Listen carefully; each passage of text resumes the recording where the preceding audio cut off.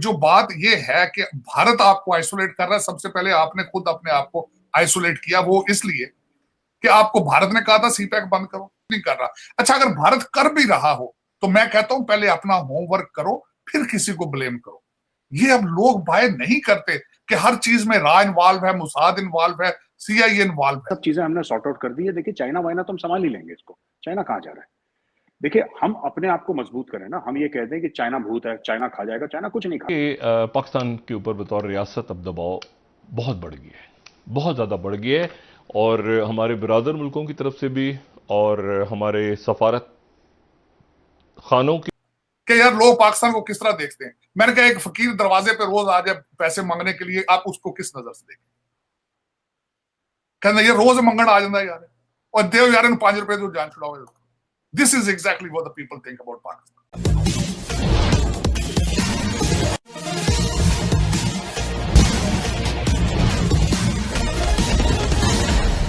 पाकिस्तान के आर्थिक हालात जिस तरह दिनों दिन खराब होते जा रहे हैं, पाकिस्तान से जिस तरह दूसरे देश दूर भागते जा रहे हैं, कोई कर्ज देने वाला नहीं। इस पर पाकिस्तानी मीडिया यह कह रहा है कि अगर ऐसे हालात रहे तो पाकिस्तान खुद ही अपने को तबाह कर लेगा, भारत ने तो केवल चिंगारी डाला है।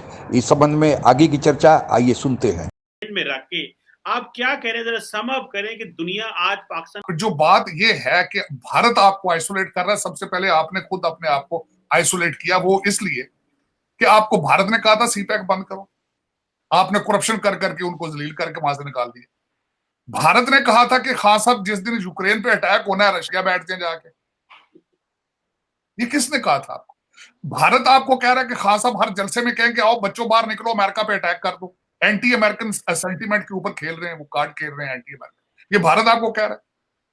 आपको किसने कहा था कि एक सियासी पार्टी को अमर बिन मारूफ बना दो? ये भारत आपको कह रहा है। तो आप असल में दुनिया को खुद आप अपनी डायरेक्शन अफगानिस्तान और सोमालिया की तरफ आप खुद कर रहे हैं, भारत आपको कुछ नहीं कर रहा। अच्छा, अगर भारत कर भी रहा हो तो मैं कहता हूं पहले अपना होमवर्क करो, फिर किसी को ब्लेम करो। ये अब लोग बाय नहीं करते कि हर चीज में रा इन्वॉल्व है, मुसाद इन्वॉल्व है, सीआई। तो मसला ये है कि जब तक आप अपना होमवर्क नहीं करेंगे, दुनिया आपकी इज्जत नहीं करेगी। मैं हमेशा ये कह देता हूं, लास्ट बात ये होगी कि जब तक आप पाकिस्तानी नहीं बनेंगे, लोग आपकी इज्जत नहीं करेंगे। इस वक्त आज आप पाकिस्तानी नहीं है। You are run by a few people, those are dual nationals. Their interest is not in Pakistan, their kids are in London और इन कनाडा और इन न्यूयॉर्क। जब तक आप इन लोगों से छुटकारा हासिल नहीं करेंगे, जब तक अपनी सोसाइटी में शराफत प्रमोट करना नहीं शुरू करेंगे, आप नहीं बच पाएंगे। इस वक्त दुनिया भी इसी नजर से देख रही है। जिस तरह मैंने अगले दिन एक्सप्लेन, किसी ने पूछा आप जैसे दोस्त ने कि यार लोग पाकिस्तान को किस तरह देखते हैं। मैंने कहा एक फकीर दरवाजे पे रोज आ जाए पैसे मांगने के लिए, आप उसको किस नजर से देखें? कहना ये रोज मंगण आ जाता यार, और देव यार इन ₹5 तो जान छुड़ाओ। This is exactly what the people think about Pakistan. आप लोगों ने ना अपने पासपोर्ट की इज्जत छोड़ी, ना अपनी फॉरेन पॉलिसी आपकी क्या है जब आपने पाकिस्तान के ऊपर बतौर रियासत अब दबाव बहुत बढ़ गया है, बहुत ज़्यादा बढ़ गया है, और हमारे बिरादर मुल्कों की तरफ से भी और हमारे सफारत खानों के ऊपर भी कि भाई आप क्या बात कर रहे हैं, कहाँ जाना है, क्या करना है।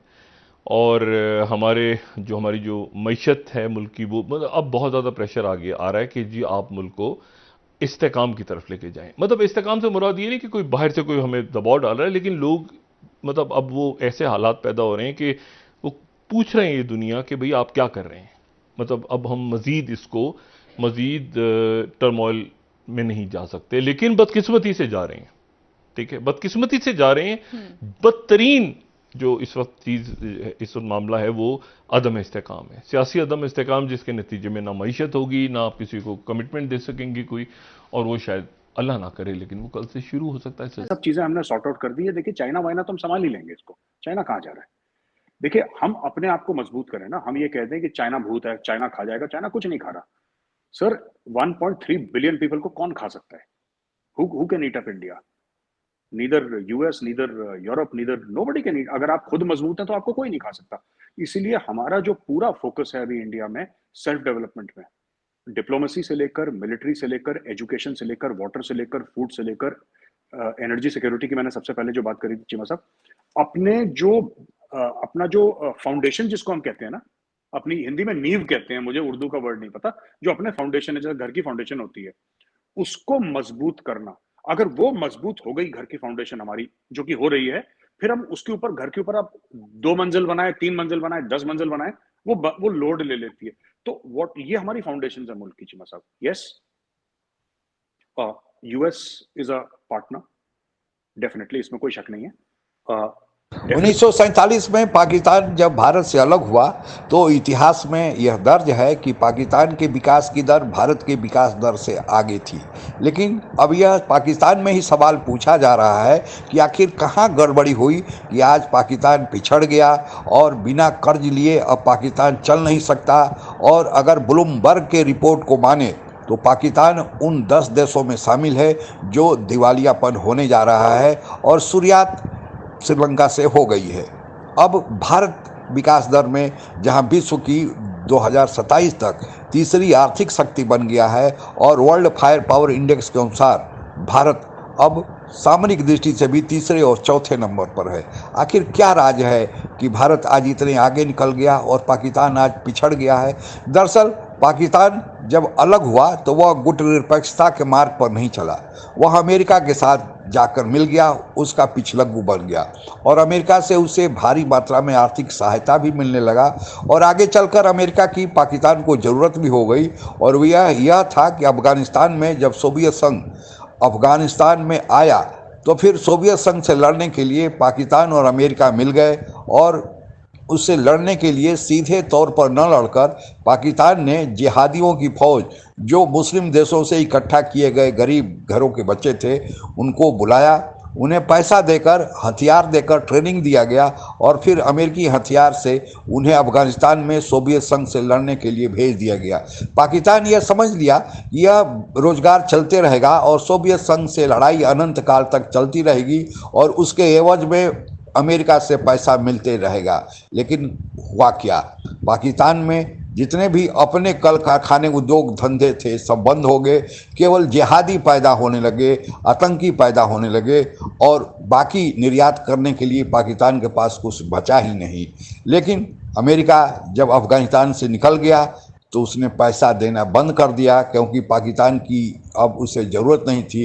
तब पाकिस्तान को यह पता चला कि मिला जुला कुछ नहीं और ऊपर से आतंकी गले पड़ गए और वही आतंकी या उग्रवादी अब विभिन्न रूपों से अफगानिस्तान में टीटीपी के नाम से घुसकर पाकिस्तान में आकर ही पाकिस्तान के लोगों को निशाना बना रहे, सुरक्षा बल के जवानों को भी प्रतिदिन कुछ न कुछ उनकी अटैक करके उन्हें शहीद कर रहे हैं। अब सवाल यह उठता है कि पाकिस्तान इससे निकले कैसे? निकलने की वह खोज ही रहा था कि अपने पैर पर खड़ा हो, तब तक चीन उसको मिल गया और चीन उसे कर्ज देने लगा। पाकिस्तान जो सोच उसमें पनपी थी कि ऊपर उठा जाए, वह भी कुंद हो गई और आज स्थिति यह है कि सारे देश, एक तो पाकिस्तान की गलत विदेश नीति और दूसरा पाकिस्तान के अपने अंदर के हालात के चलते कोई देश अब मदद करने के लिए तैयार नहीं।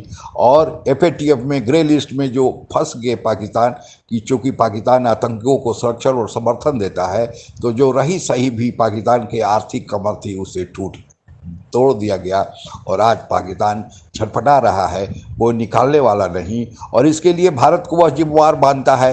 भारत ने तो केवल चिंगारी डाला है क्योंकि पाकिस्तान ही भारत को दुश्मन नंबर 1 समझता है, तो भारत से कैसे मदद और सहानुभूति की अपेक्षा रखता है। लेकिन जो हाल पाकिस्तान का हो रहा है उसके लिए पाकिस्तान खुद ही जिम्मेवार है। आज के लिए बस इतना ही। जय हिंद। आप अगर हमसे जुड़ा रहना चाहते हैं तो कृपया मेरे चैनल को सब्सक्राइब करें तथा बेल आइकन भी दबा दें ताकि नई वीडियो की जानकारी तुरंत आप तक पहुंच जाए। धन्यवाद। जय हिंद।